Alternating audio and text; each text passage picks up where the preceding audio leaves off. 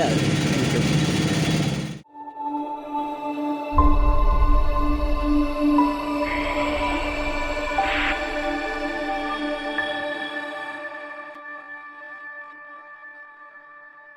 Hello hi ನಮಸ್ತೆ ಸ್ನೇಹಿತರೆ, ಹೇಗಿದ್ದೀರಾ? ನಾವಂತೂ ಈ ಬಿರು ಬಿಸಿಲಿಗೆ ಬಸವಳಿದು ಬೆಂಡಾಗಿ ಹೋಗಿದ್ದೀವಿ. ಇವತ್ತಿನ ದಿನ ನಮ್ಮ ಸ್ಟಾಫ್ನ ಮದುವೆ ಕಾರ್ಯಕ್ರಮ ಇತ್ತು. ಮದುವೆ ಕಾರ್ಯಕ್ರಮವು ಪೈಂದೋಡಿ ಪಂಜ ದೇವಾಲಯದ ಸಭಾಂಗಣದಲ್ಲಿತ್ತು. ಊಟವೇನೋ ಭರ್ಜರಿಯಾಗಿತ್ತು. ಊಟ ಮುಗಿಸಿ ಬರುವ ಮಾರ್ಗದಲ್ಲಿ, ಅಂದರೆ ಪಂಜದಿಂದ ಸ್ವಲ್ಪ ಮುಂದಕ್ಕೆ ಹಾಗೆ ನಿಂತಿಕಲಿನ ಸ್ವಲ್ಪ ಹಿಂದೆ ಕಲ್ಲೇರಿ ಅನ್ನುವಂಥ ಒಂದು ಸ್ಥಳ ಇದೆ. ಅಲ್ಲಿ ಸಾಯಿರಾಮ್ ಕಬ್ ಜ್ಯೂಸ್ ಸೆಂಟರ್ ಇದೆ. ಅಲ್ಲಿಗೆ ಬಂದೆವು. ಬಹಳಷ್ಟು ಪ್ರಶಾಂತವಾದಂಥ ವಾತಾವರಣ, ಒಂದು ವಿಶಾಲವಾದಂಥ ಮರದ ಕೆಳಗೆ ಇರುವಂಥ ಒಂದು ಜ್ಯೂಸ್ ಸೆಂಟರ್. ಪಾರ್ಕಿಂಗ್ ವ್ಯವಸ್ಥೆಗೆ ವಿಶಾಲವಾದಂಥ ಜಾಗ ಕೂಡ ಇದೆ, ಅಲ್ಲಿ ನೋಡ್ಬೋದು.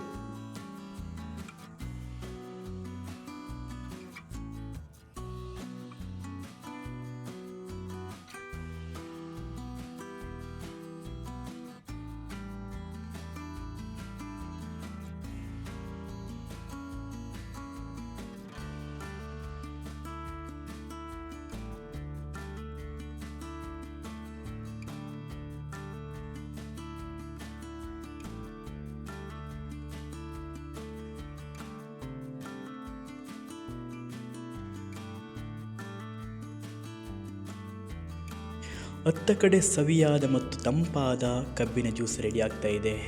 ಹಾಗೆ ಇತ್ತ ಕಡೆ ನಾವೆಲ್ಲರೂ ಚಾತಕ ಪಕ್ಷಿಯಂತೆ ಕಾಯ್ತಾ ಇದ್ದೇವೆ, ಯಾವಾಗ ಜ್ಯೂಸ್ ನಮ್ಮ ಕೈ ಸೇರುತ್ತೆ ಅಂತ ಹೇಳಿ.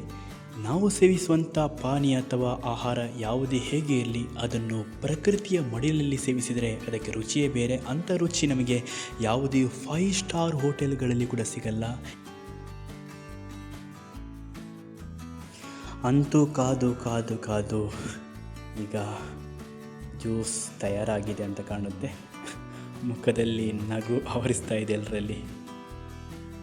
ಎಸ್, ಕೊನೆಗೂ ಸವಿಯಾದ ಹಾಗೂ ತಂಪಾದ ಕಬ್ಬಿನ ಜ್ಯೂಸ್ ಸವಿಯುವಂಥ ಸಮಯ.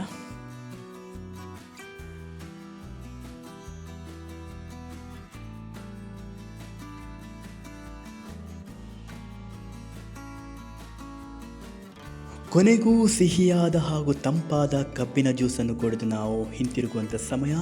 ಸ್ನೇಹಿತರೆ, ನೀವು ಕೂಡ ಈ ಒಂದು ಮಾರ್ಗದಲ್ಲಿ ಪ್ರಯಾಣ ಮಾಡಿದರೆ ಖಂಡಿತವಾಗಿ ಈ ಒಂದು ಜ್ಯೂಸ್ ಸೆಂಟರ್ಗೆ ಭೇಟಿ ನೀಡಿ ಅಂತ ಹೇಳುತ್ತಾ ಮತ್ತೆ ಮುಂದಿನ ವಿಡಿಯೋದಲ್ಲಿ ಮತ್ತೆ ಸಿಗ್ತೀನಿ. ಅಲ್ಲಿವರೆಗೆ ಎಲ್ಲರಿಗೂ ಕೂಡ ಟೇಕ್ ಕೇರ್, ಬಾಯ್ ಬಾಯ್.